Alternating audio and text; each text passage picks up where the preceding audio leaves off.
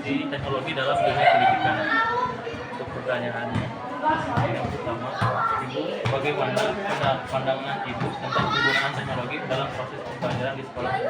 Oke, baik. Menurut saya penggunaan teknologi itu ya wajib sifatnya, yang wajib hukumnya untuk zaman sekarang, karena memang kita sedang berada di dunia yang menuju ke era digitalisasi.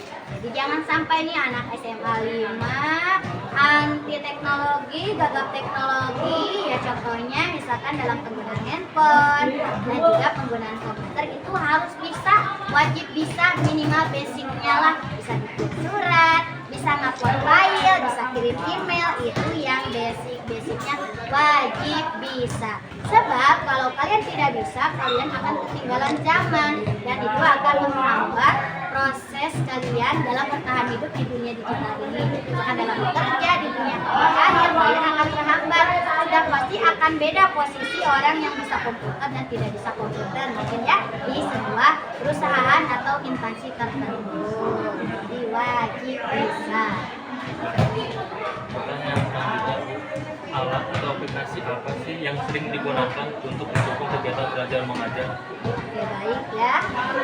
Sekarang kan tahun 2024. Kalau Ibu tahun 2011 baru mulai mengajar, itu sudah menggunakan aplikasi Microsoft Office Word, PowerPoint untuk presentasinya, ya dan lain sebagainya. Itu tahun 2011 lalu.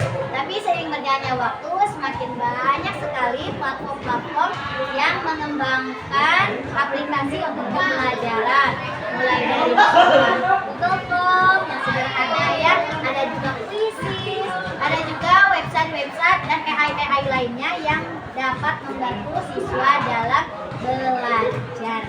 Seperti itu ya, banyak banget ya, mau Microsoft Office, Form dan sebagainya yang tadi sudah dibilang.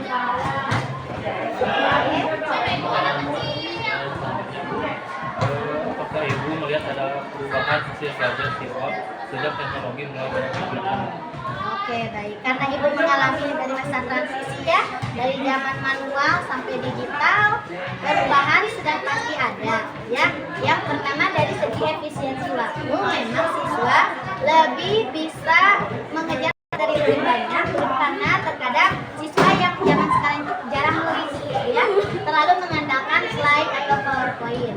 Nah, tapi perkembangan zaman ini ya, digitalisasi ini juga ada plus-plusnya ya.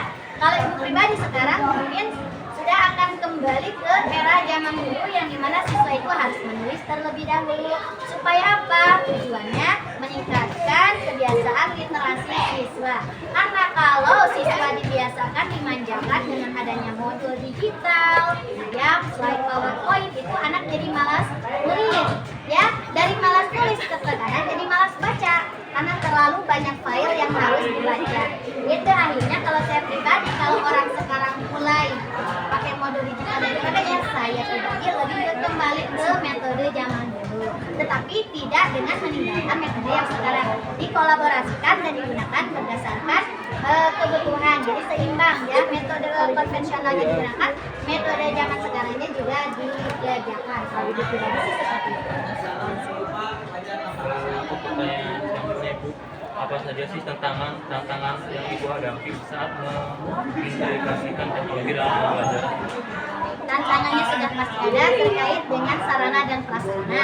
Contohnya nih, kalau dari siswa sendiri, mereka punya HP canggih nih ya, ada yang HP Apple, HP kentang gitu ya. Tapi kalau nggak ada kuota, ya sama aja gitu ya.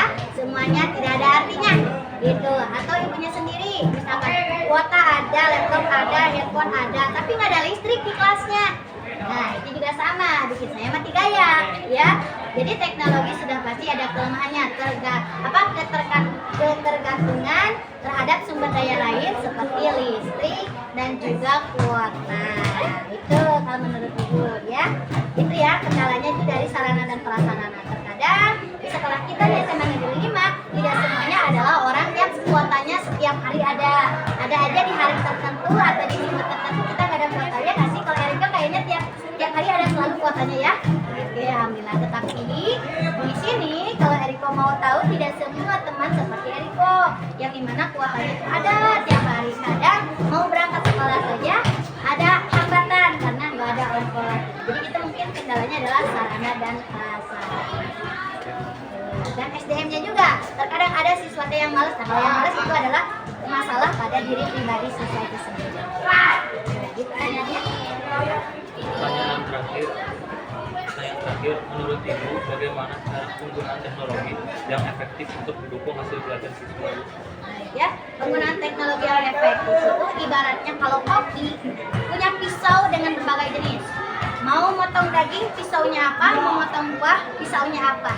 Ya, begitu pula dengan siswa. Mau mengerjakan sesuatu harus tahu aplikasinya yang pas apa nih. Contoh, kita mau ngedesain. Bisa nggak pakai Microsoft Office Word? Bisa sih, tetapi akan lebih efektif kita menggunakan Canva atau CorelDRAW dan lain sebagainya. Nah, disinilah pentingnya siswa mau belajar tentang kemajuan teknologi, perkembangan teknologi informasi. Ya, intinya siswa harus banyak belajar, banyak tahu. Jadi itulah yang akan membuat pekerjaan kalian itu efektif. Ya, suatu pekerjaan diselesaikan dengan aplikasi tertentu. Itu yang harus kalian seperti itu. Sekian pertanyaan dari saya. Wassalamualaikum warahmatullahi wabarakatuh. Waalaikumsalam warahmatullahi wabarakatuh.